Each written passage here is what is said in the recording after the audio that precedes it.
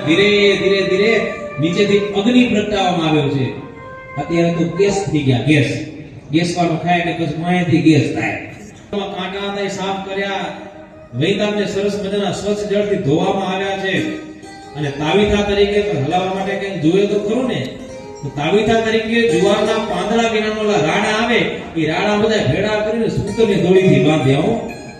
આ ચમચો ને ચમચી ને ડંકો ને કળછી ને કળછા, આ તો બધું હવે આવવા માંડ્યું ભાઈ. હા, પહેલા તો આપણે લાકડાથી બધું હલાવતા. સ્વામિનારાયણ ભગવાન સ્વયં આજે પોતે રસોઈયા બન્યા છે. રસોઈયા એ ભાઈ એ માધવની મૂર્તિને હૃદયમાં ધારવાનો પ્રયત્ન કરતો એ સહજાનંદ સ્વામી સરસ મજાનો ખેસ એ ડાબા ખંભા ઉપર ધારણ કરેલો હોય અને હાથમાં સરસ મજાનો એ તાવીથો લઈને હલાવતા હોય અને મહારાજ કે તે ઘી લાવજો. ઘી મંગાયું અને ગૌરી ગાયના અમૃતની સમાન દૂધને જમાવી અને બેનોએ ગમ્મર વલોણું કરાવીને તૈયાર કરેલો એ સરસ મજાનો સુંદર ઘી.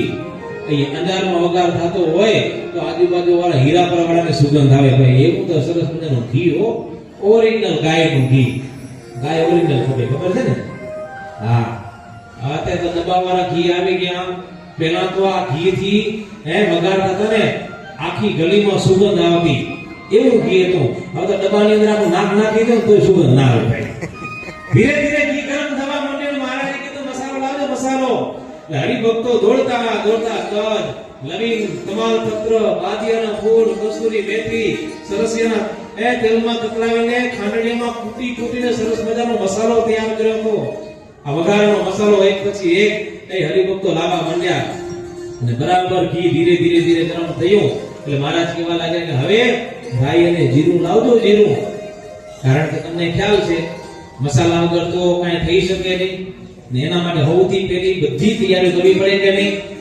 બધી તૈયારીઓ કરીને ચારે બાજુ જો તો મોટા વૈતાના ટોપલા ભરાઈને આવ્યા હતા. કારણ કે કિલો 2 કિલો શાક નતું, આ તો મણની કેલ્ક્યુલેશનમાં શાક હતું. બેટા હોય એટલે પછી કેવું જ ન પડે કઈ.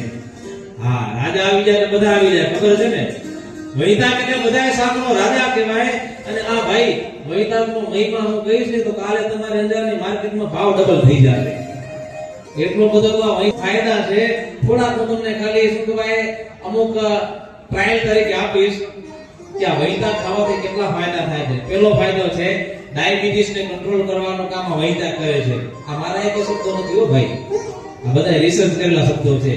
હૃદયની જે ગતિ છે જેને આપણે કહીએ છીએ પમ્પિંગ સિસ્ટમ, એ પમ્પિંગ સિસ્ટમને કંટ્રોલ કરવાનું કામ આ વૈતાક કરે છે. પછી કોઈને યાદ ના રહેતું હોય તો મગજના સ્મરણ વિભાગની અંદર પણ આ વૈતાક છે બહુ મદદરૂપ છે.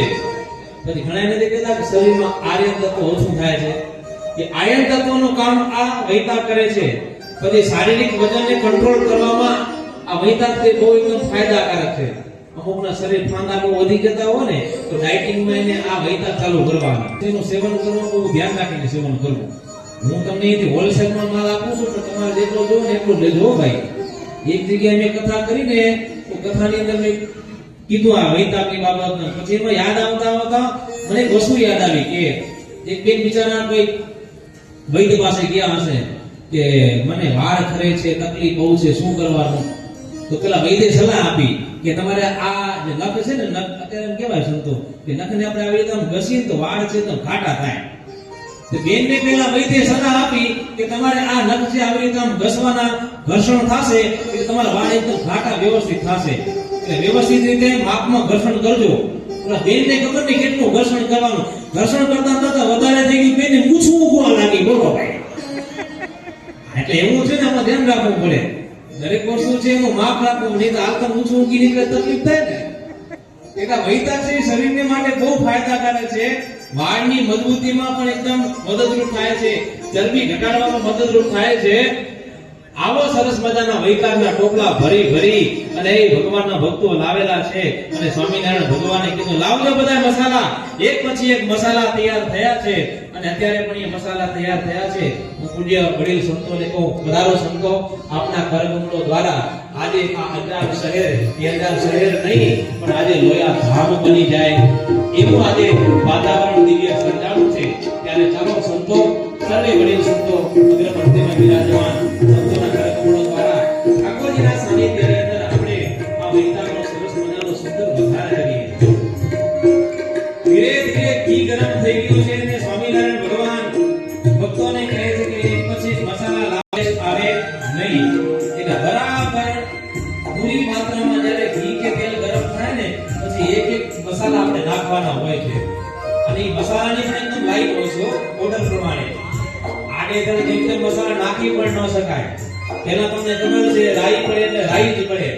અને જેવું ઘી ગરમ થયું એટલે સ્વામિનારાયણ ભગવાન એ સંતો ભક્તોની સાથે રહી એ સરસ મજાના લીલા લાલ કલરના મરચાં ઘીની અંદર મૂકવામાં આવ્યા છે.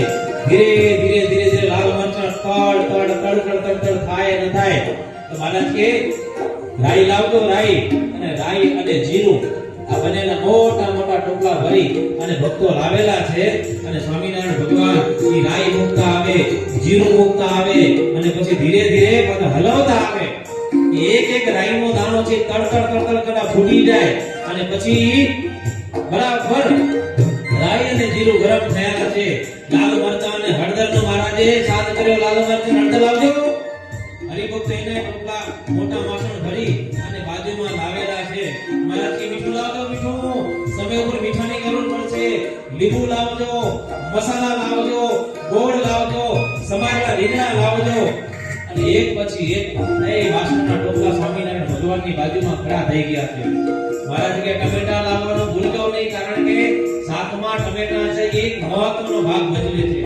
આપણને બધાને ખબર છે ભાઈ, દરેક આપણે શાક બનાવીએ ને એ શાકની અંદર આપણે ટમેટા નાખીએ છીએ, એટલે નાખીએ કે નહીં, કારણ કે શાકની આખી લીધેથી અલગ પ્રકારની થાય છે, ટેસ્ટ આપણો અલગ થાય છે. શાકને વધુ સ્વાદિષ્ટ બનાવવા માટે સ્વામિનારાયણ ભગવાને આ સરસ મજાના બધા મસાલાઓ તૈયાર કર્યા છે. તો કોઈ ભક્તો હતા એ દહીં, કોઈ ભક્તો હતા એ ચણાનો લોટ લઈ આવ્યા છે. અને આ દ્રશ્યને જોવા માટે આકાશની અંદર જો તો દેવતાઓ, યક્ષો, કિન્નરો, ગંધર્વો મોટી સંખ્યામાં દોડીને આવ્યા છે. અરે આજે દરેક દેવોને એમ થયું કે આવો લાભ અમને ક્યાંથી મળે. સ્વયં ભગવાન વગાર કરતા તો લક્ષ્મીજી પોતે ઠેઠ પોતાના ધામમાંથી આવ્યા છે. લક્ષ્મીજીને મનમાં એમ થાય હું તો રોજ વગાર દઉં છું, આજે અમારા ઈ કેવો વગાર દેતા હશે, ચાલો જોવા જઈએ તો ખરા. લક્ષ્મીજી પણ પોતાની સખીઓની સાથે આજે આ દિવ્ય પ્રભાતના દર્શન કરવા માટે આવ્યા છે. ભાઈ એને આનંદ હોય કે નહીં? એને મનમાં એમ હોય કે આજે અમારા ઈને બનાવે છે, કેવું બનાવે છે. અને સ્વયં ભગવાન પોતે આજે રસોઈયા બન્યા છે. મહારાજનું મસ્તક ખુલ્લું છે, ડાબા ખભેથી કેસ લઈને કેળ સંગાથે તાણીને બાંધેલો છે, એ હાથમાં સરસ તાવીજો છે. એક પછી એક એમ મસાલા નાખતા છમ કરતો એવો સરસ મજાનો સુંદર વગાર આવ્યો છે. દેવતાઓએ જય જયકારનો નાદ કર્યો, બોલ્યો સ્વામિનારાયણ ભગવાનની. એવો સરસ મજાનો વગાર તૈયાર થયો. અને એ વગારની અંદર પછી ટોપલા ભરેલા વહેતા એક પછી મૂકતા જાય, મસાલા નાખતા જાય અને નાકની અંદર આવીને શું સરસ મજાની સુગંધ છે, શું વગાર થયેલો છે. દેવતાઓને આનંદ થયો. અને આવું દ્રશ્ય જોઈ અને ભાઈ પ્રેમાનંદ સ્વામીને કેવો ન પડ્યો. અને પ્રેમાનંદ સ્વામી મહારાજની બાજુમાં ઊભા રહી આ દ્રશ્યને હૃદયમાં ઉતારતા સાકો ચરલી